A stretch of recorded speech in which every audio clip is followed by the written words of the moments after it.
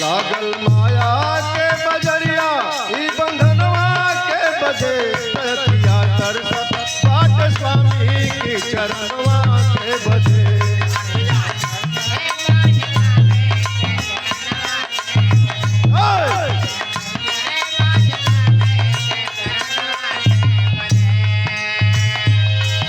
अखिया तरसत बाटे स्वामी के चरणवा के बजे। पहली कड़ी में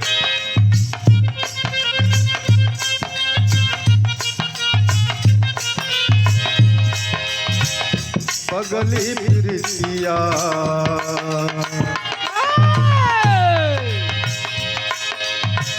पगली प्रीतिया सवतिया के भाव में माया ठगिनिया रहले हरदम ताव में।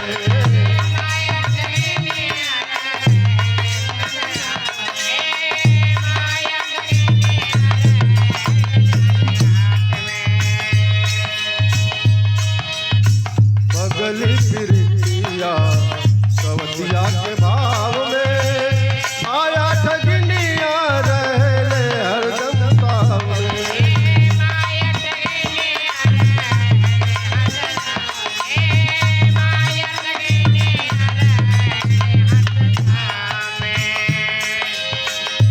ताव दुनिया बस दावत सब संधनवा के बदे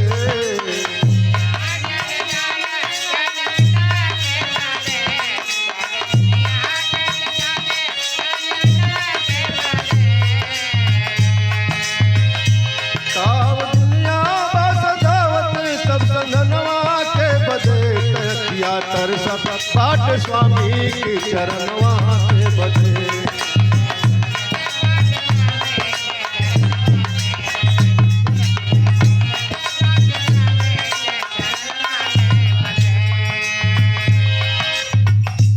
गला जवाब दे भैया लेकिन चलत है।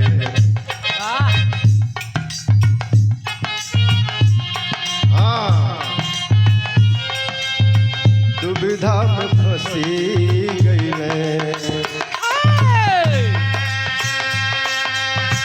दुविधा में फंसी गई चेतन जीव हो गुरु की चरण से मजबूत होलनी वो।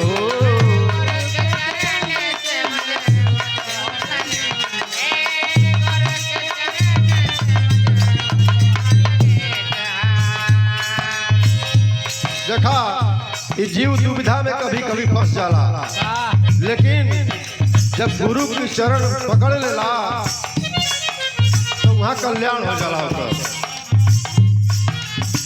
दुविधा में फंसी गई चेतन जीव हो गुरु की चरण से मजबूत होलनी हो।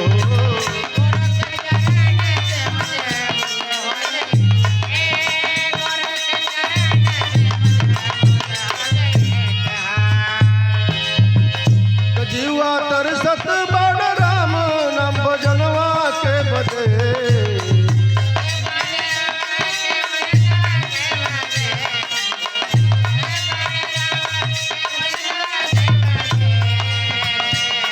भैया दूसरी लाइनिया तरी उठा के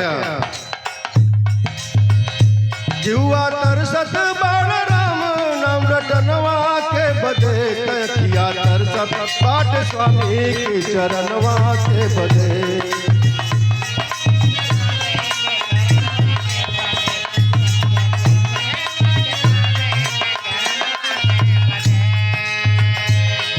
दूसरी लेड़ियां उठा के जीवा तरसत बाट स्वामी की चरणवा के बजे।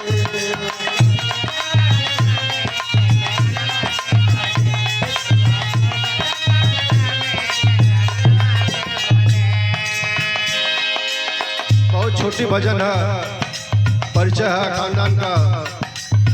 गुरुवर बिहारी कैले गुरुवर बिहारी कैले स्वामी कै भजनिया राम राम देव कै संवरला जीवनिया।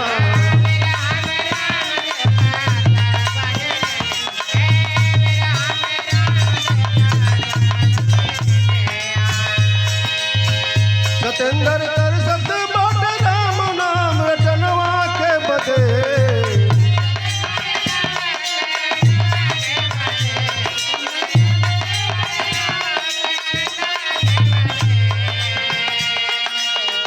सतेंद्र तरसत बाट राम नाम रटनवा के बदे। तकिया तरसत बाट स्वामी के चरणवा के बदे।